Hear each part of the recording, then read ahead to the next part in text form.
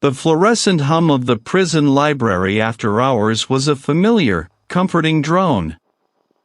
I ran a gloved hand along the spine of a leather-bound volume, my thumb tracing the faint, embossed lettering.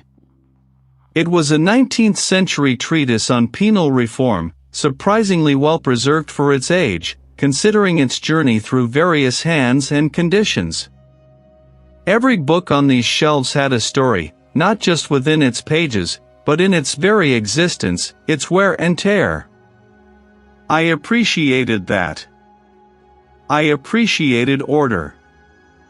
My work as an antique restorer was built on such appreciation. Dust motes, scratches, the subtle discoloration of aged parchment, these weren't flaws to me, but narratives. Each imperfection whispered of time, of touch, of lives lived around an object. My hands, trained to coax life back into fading relics, found solace in the quiet precision of the task. Here, in the library, I often volunteered after my official work hours, finding a similar, almost meditative rhythm in the meticulous reshelving and cataloging. The silence, broken only by the occasional distant clang from deeper within the facility, was a welcome balm. It allowed for thought, for focus. Tonight, however, my thoughts were anything but focused. They were a swirling vortex of disbelief and apprehension, centered on a single, imposing word, inheritance. The letter, delivered by a solemn, gray-suited solicitor I'd never met, had arrived 2 weeks prior, shattering the predictable geometry of my life. A distant, forgotten relative, a great-aunt I barely remembered a name for, had passed, leaving me everything. And everything, in this case, meant a manor house. Not just any manor, but the Blackwood Estate. The name itself felt like a heavy, velvet shroud. I finished shelving the last of the returns, aligning it perfectly with its neighbors, the spines forming an unbroken line. I'd seen pictures, of course. The solicitor had provided a small, grainy portfolio. Blackwood Estate wasn't just old, it was ancient, sprawling, and utterly consumed by neglect. Turrets like broken teeth, windows like vacant eyes, and a vast, overgrown wilderness for a garden. It looked less like a home and more like a monument to a slow, agonizing demise.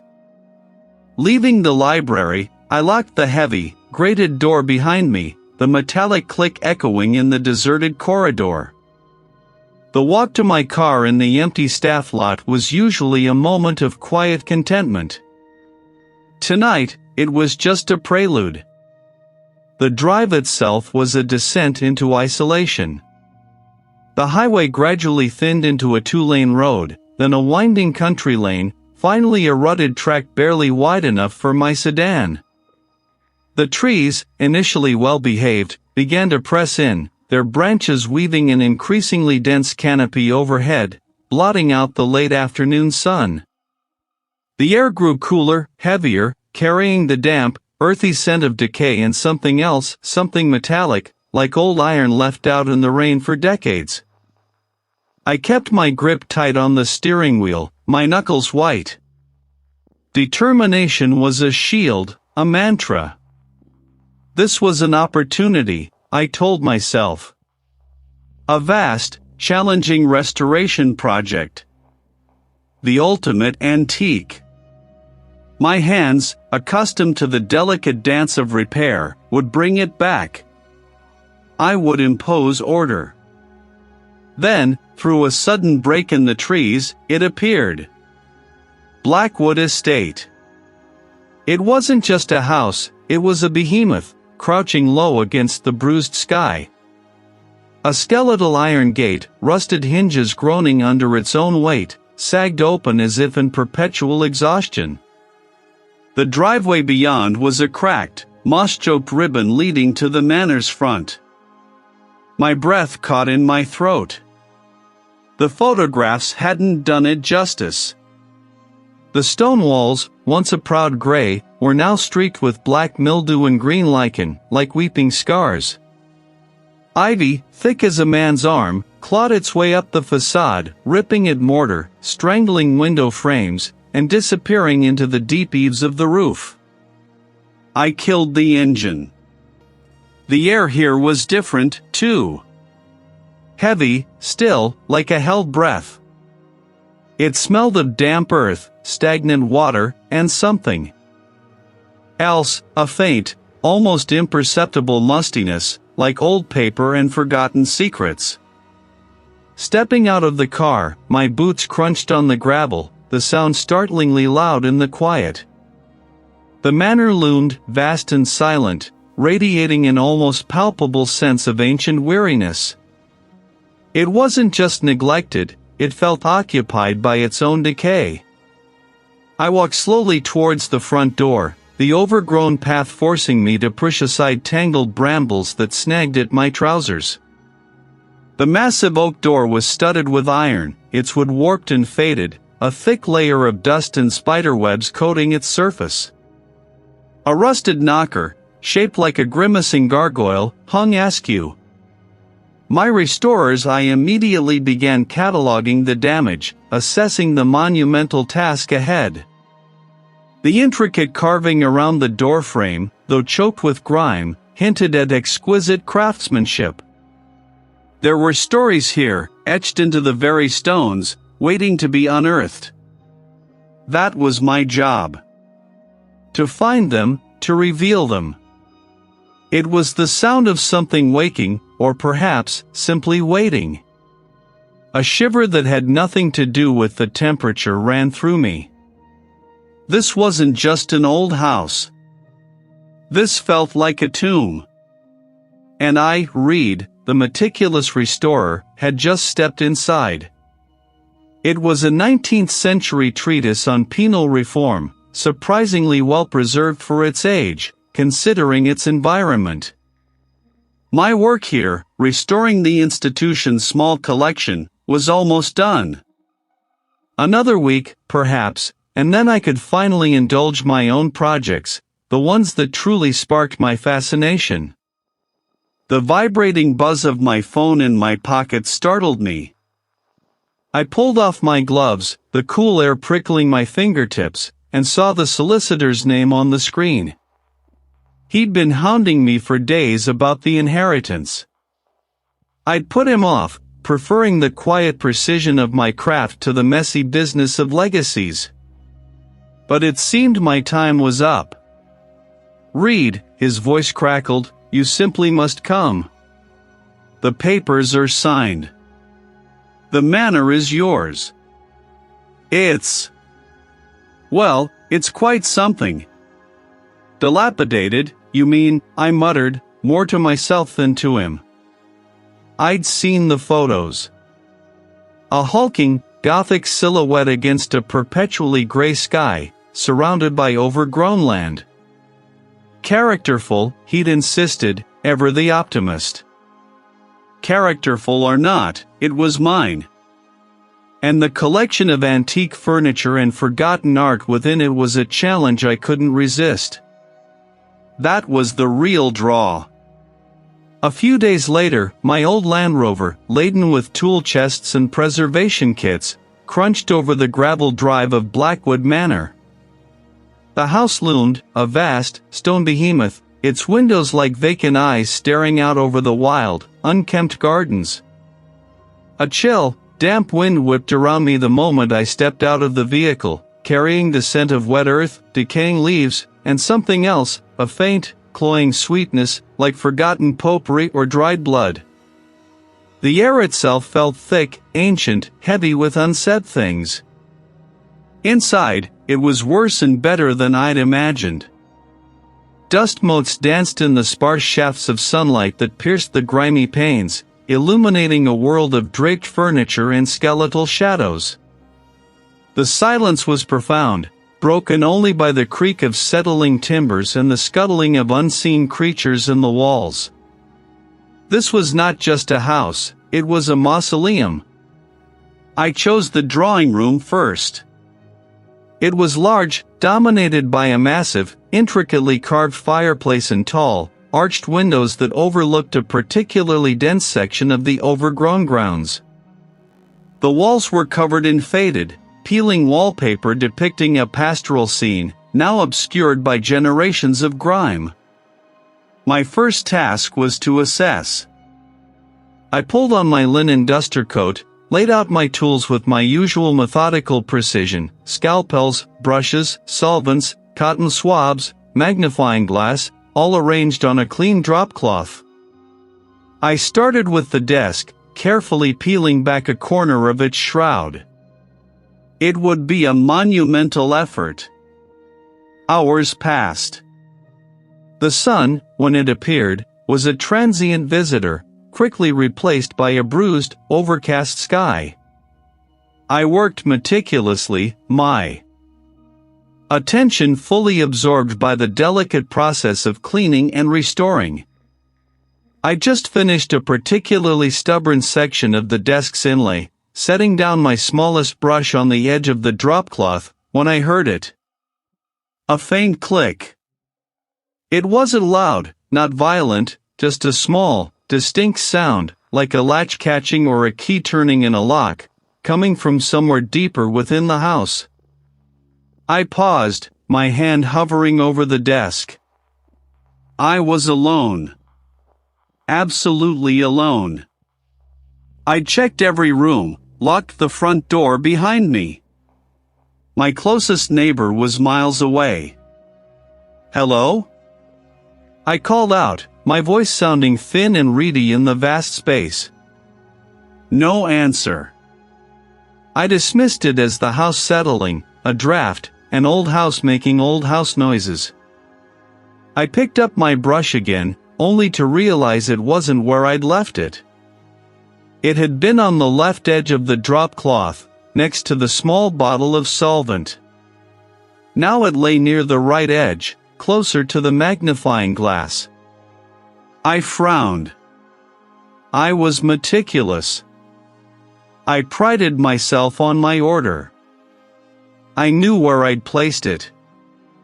I must have moved it subconsciously, I reasoned, my mind already trying to rationalize the anomaly. It was a minor thing, insignificant. But it prickled at me.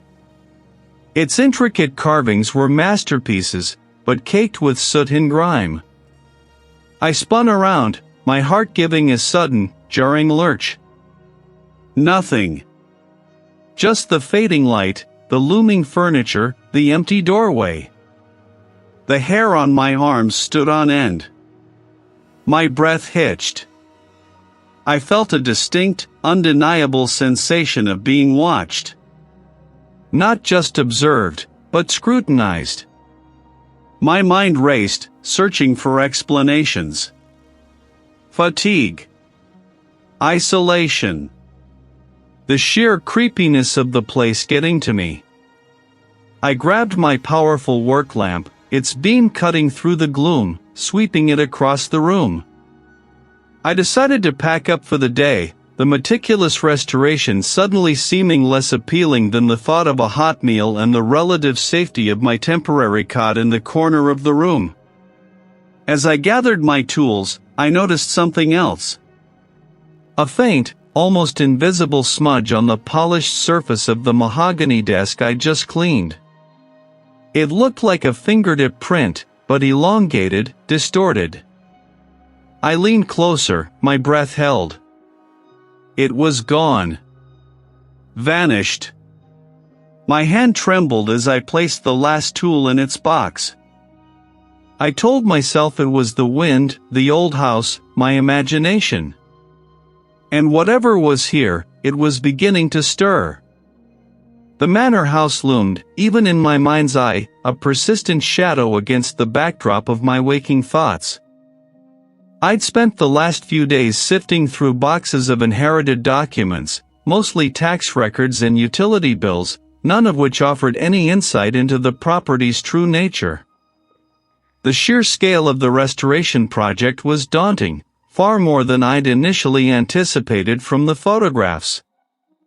Every beam, every floorboard, every crumbling section of plaster seemed to whisper of decay, not just age. I needed context. Historical context. Architectural context. The local archives were, predictably, threadbare, filled with mundane agricultural records and birth certificates.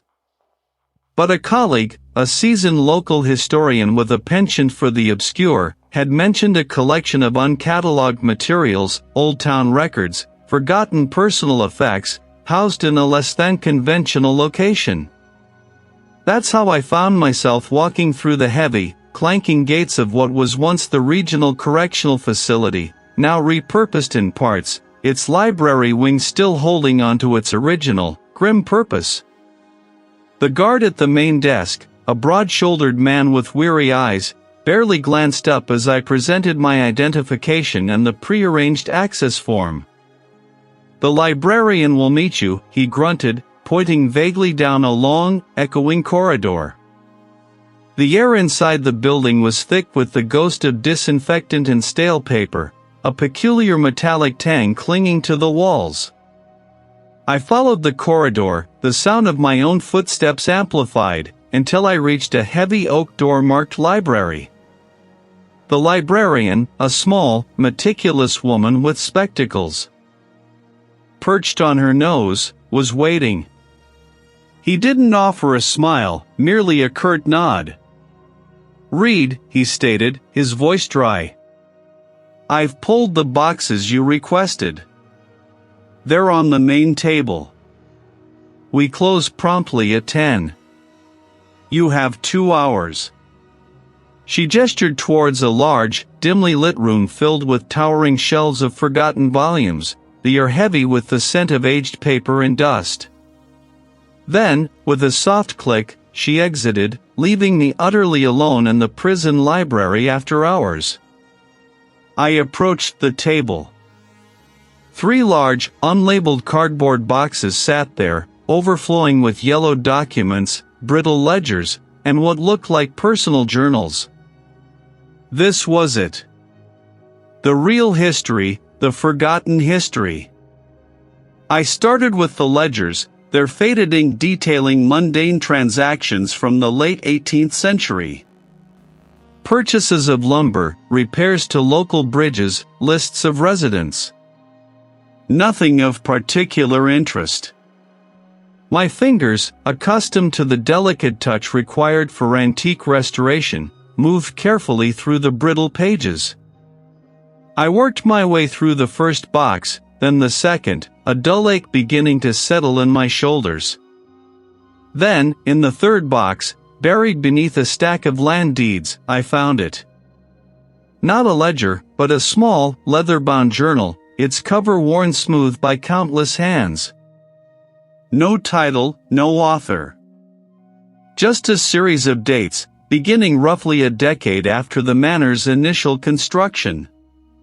The script inside was tight, almost spidery, and written in a dialect I struggled to fully decipher, a mix of Old English and regional colloquialisms.